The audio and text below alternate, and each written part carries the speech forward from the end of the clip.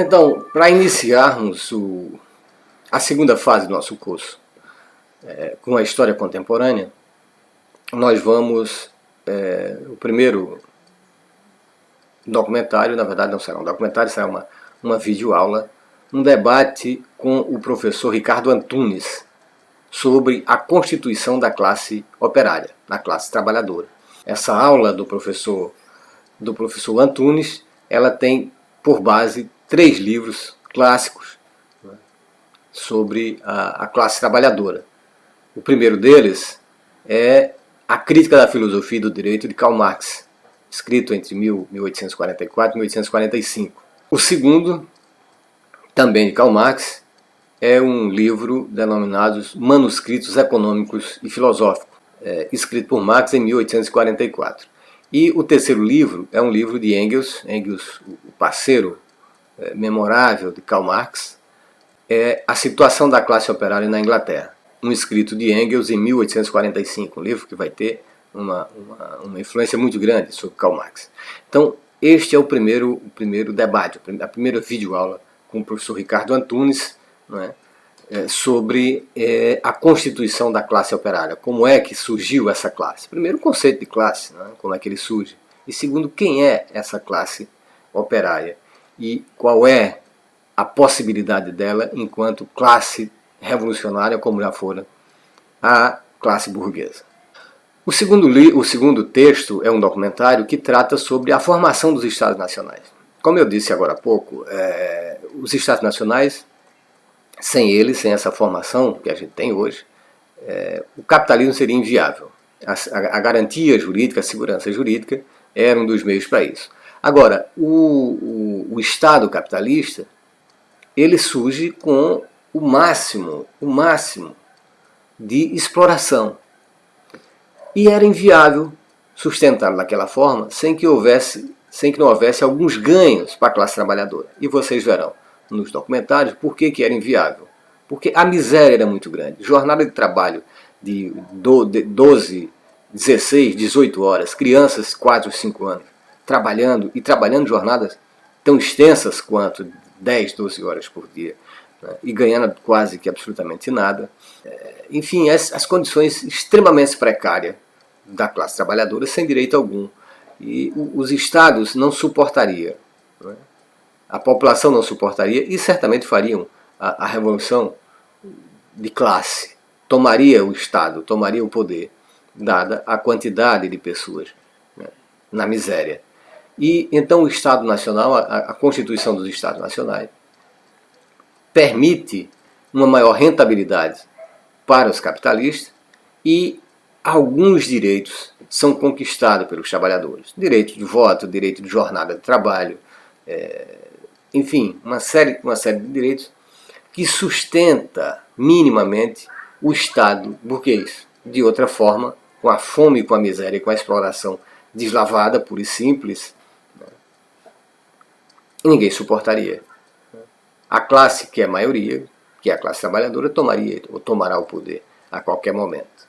Então, é este primeiro ponto, ou melhor, este é o segundo documentário nosso, nessa fase agora, nessa segunda fase do nosso curso, sobre a história contemporânea, a formação dos Estados Nacionais e suas consequências. O terceiro vídeo nosso é uma videoaula com o professor Alisson Leandro Mascaro.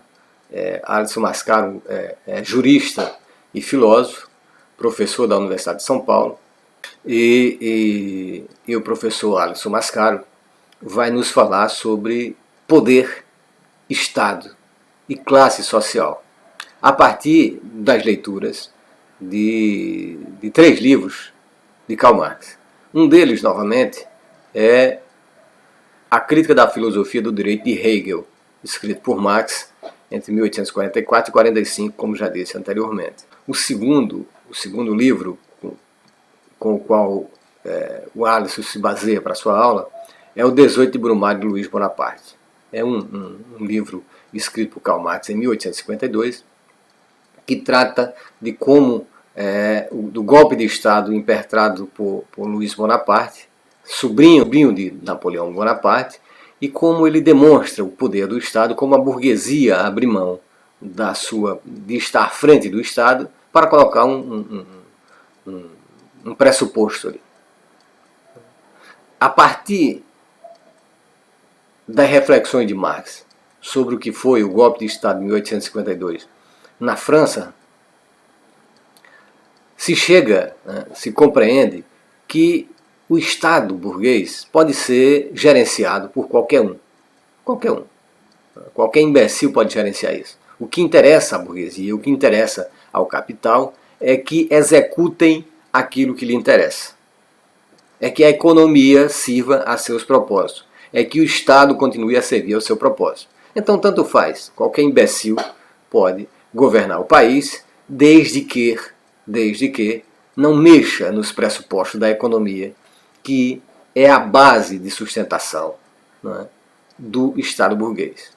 Então, qualquer um, inclusive no Brasil de hoje, qualquer um pode governar isso aqui, desde que a economia sirva aos interesses do capital.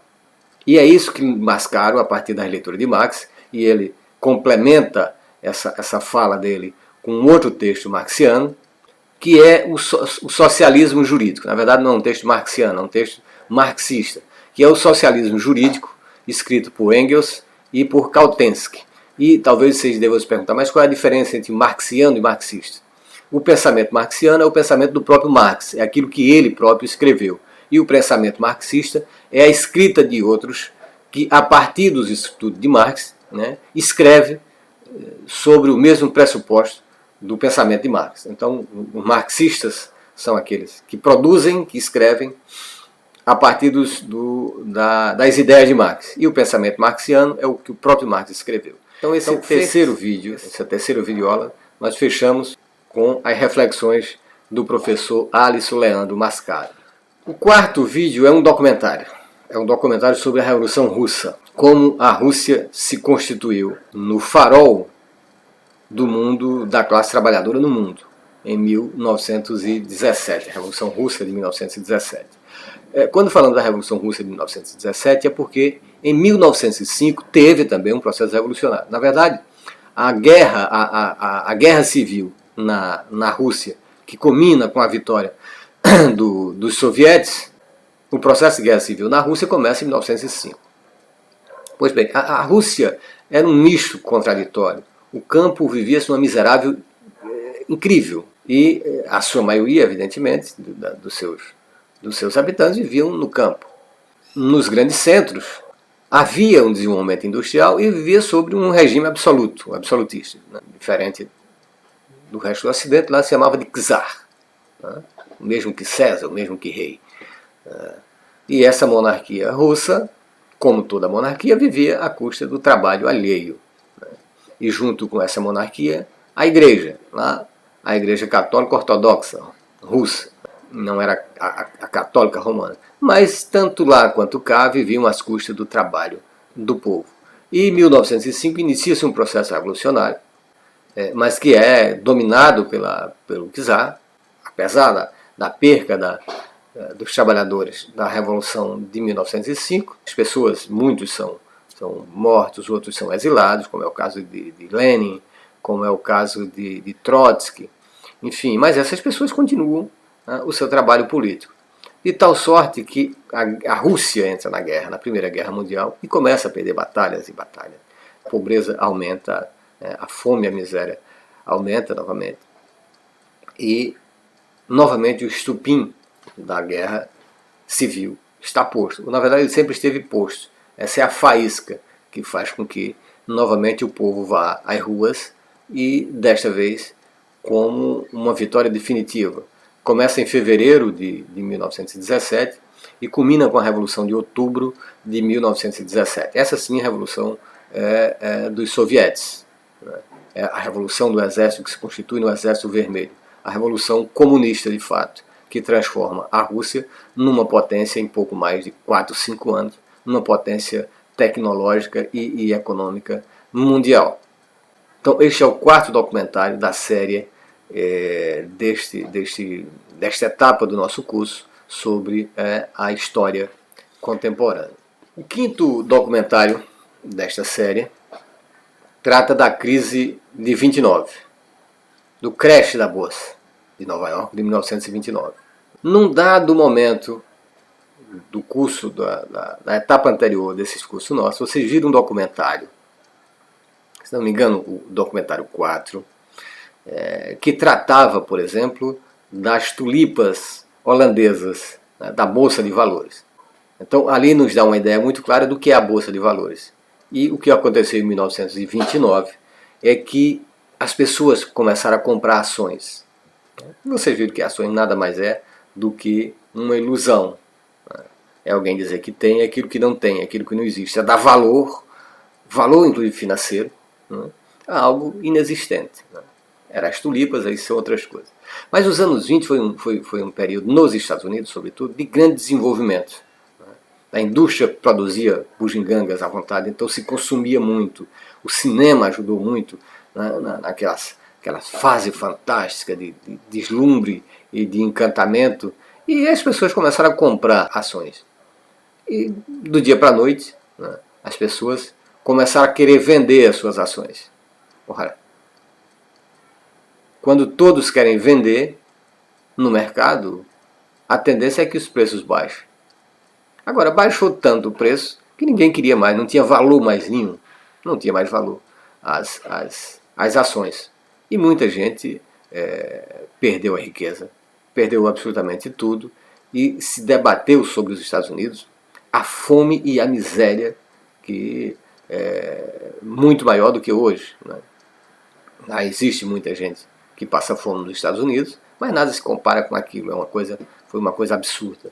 Essa crise ferrenha, né, que levou as pessoas a mendigarem, e não era 2, 3, 4, não era como a gente vê aqui no Brasil, né? A gente sai em qualquer cidade do interior, pessoas pedindo, vocês chegam aqui na capital e a gente vê pessoas vivendo nas ruas, morando debaixo das marquises, dos viadutos, enfim. Nos Estados Unidos, com a crise de 29, era algo muito maior do que isso que a gente vê. E essa crise vai ter consequências ferrenhas, não só para os Estados Unidos, quanto para o resto do mundo. Vocês têm ideia, no Brasil, que era grande exportador de café, não se comprou mais café, então teve uma crise imensa. É claro que essa crise atingia a burguesia brasileira, né, o latifundiário brasileiro, a burguesia brasileira ainda estava se formando, né, mas que levam, por exemplo, o governo federal a comprar toda a produção de café e queimar, né, porque os produtores de café não podiam perder, né, e quem perde é o povo, o Estado compra para queimar café, em função da crise de 1929. Na Europa essa crise vai ser muito mais devastadora, né, e veremos mais adiante como é que essa crise vai afetar a Europa. No sexto documentário nós trataremos do nazismo e como a crise de 1929 foi corresponsável pelo surgimento do nazismo lá na Alemanha, né, na Alemanha de Hitler. A crise que se espalhou pelo mundo responsabilizava evidentemente os outros trabalhadores que não eram os nacionais da nação alemã. E Hitler se aproveita disso para criar o ódio e disseminar o ódio contra judeus, contra negros, contra imigrantes, contra comunistas, enfim. E cria-se um Estado totalitário, o mais odioso, né, de que a história humana dá notícia. E nós não estamos falando de algo muito distante no tempo. Até hoje ainda tem as vítimas daquele mal. As famílias ainda estão aí a darem depoimentos do que foi aquilo. E como nós vivemos nos dias atuais, a ameaça novamente da irresponsabilidade e do ódio implantado por alguns idiotas no Brasil e no mundo. Então esse sexto documentário trata do nazismo, como ele se consolida e por que se consolida. Uma das questões é a crise econômica gerada pela queda da Bolsa de Nova York em 1929. Mas não só isso. É um documentário interessantíssimo pelo momento atual que a gente vive. Esse sexto documentário trata da ascensão do nazismo na Alemanha e que vai levar à Segunda Guerra Mundial. Um período de destruição sem precedentes também na história humana. O sétimo documentário, ainda neste clima totalitário com o nazismo é sobre o fascismo, sobre como Benito Mussolini, da Itália, constrói o fascismo. Para muitos, inclusive o documentário realça muito isso, as ideias de Hitler tinham por base o pensamento de Benito Mussolini. O documentário mostra os métodos utilizados por Mussolini para constituir o fascismo.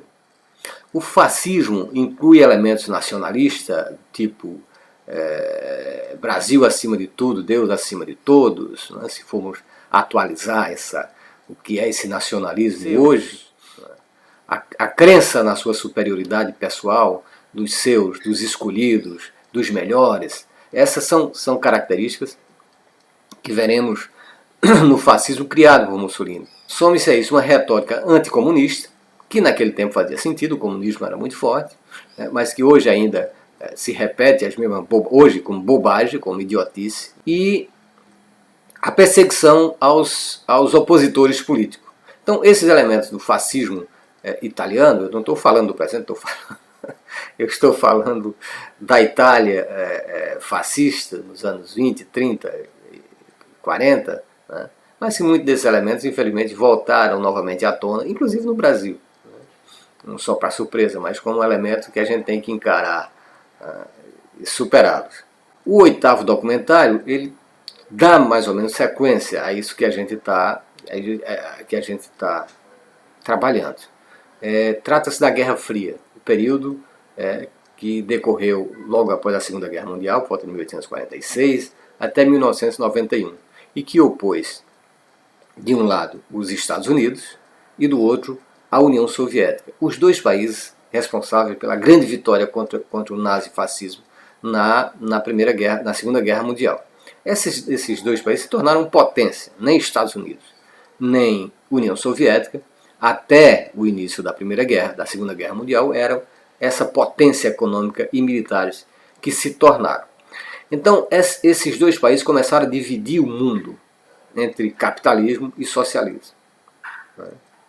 Então, você tinha, de um lado, a União Soviética, com uma economia própria, com o mundo comunista, e do outro lado você tinha os Estados Unidos, representante máximo do sistema capitalista.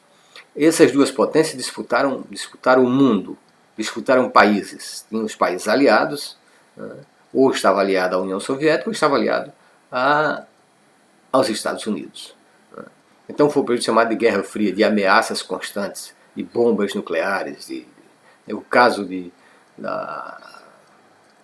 dos mísseis cubanos.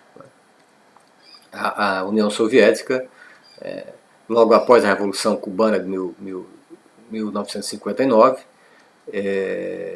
se prontificou a instalar uns mísseis na ilha, né, para defender Cuba e, evidentemente, um ponto para defender a própria de influência na América como um todo. E isso chegou a um momento de tensões muito grande, que se teria uma segunda guerra, uma terceira guerra, e agora com armas nucleares, porque a União Soviética também desenvolveu as armas nucleares, e foi terrível aquilo que aconteceu em Hiroshima e Nagasaki, a força de uma bomba atômica, que infelizmente depois daquelas experiências jamais foram usadas, mas os Estados Unidos e a União Soviética produziram armamentos nucleares capazes de destruir muitas vezes, com potencial para destruir muitas vezes o planeta. E viveu-se entre 1946 e 1991, em alguns momentos muito tensos, a iminência de acabarem com o mundo, dessas potências acabarem com o mundo conhecido. Então, esse documentário trata da Guerra Fria entre Estados Unidos e União Soviética.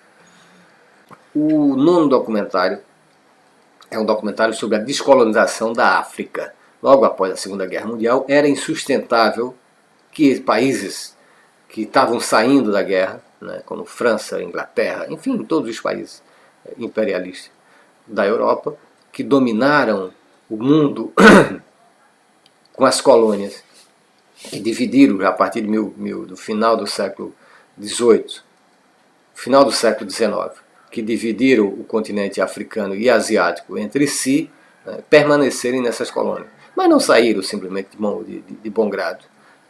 Os povos africanos, tanto quanto os povos asiáticos, expulsaram os seus colonizadores. E em guerras sangrentas, em guerras civis, que depois expandiam por guerras civis. Mas mesmo nesse momento, muitos em alguns países, a disputa entre Estados Unidos e União Soviética permaneceu ali na Guerra Fria. Então esse é o 9º documentário que trata da descolonização da África, mas que tem esses elementos, como disse, relacionados também com o período da Guerra Fria. E para fecharmos esse bloco nosso, esse segundo bloco do nosso curso, o 10º documentário trata da crise do capitalismo de 2008, que começa também nos Estados Unidos e que tem consequências agora sim em todo o mundo globalizado. Todos sofrem com a crise de 2008. Nós vamos ver fundamentalmente quem é que pagou esta conta e por quê. Quem criou e quem pagou, quem foram os responsáveis pela crise de 2008 e a miséria que ela causou e quem pagou esta conta. Fechamos então com esse documentário, A Dividocracia, que é um documentário a partir das consequências para a Grécia da crise de 2008. Então nós fechamos esse bloco nosso e fechamos também o 3º curso de formação complementar preparatório para o ENAD 2020. E vamos ao início de tudo isso.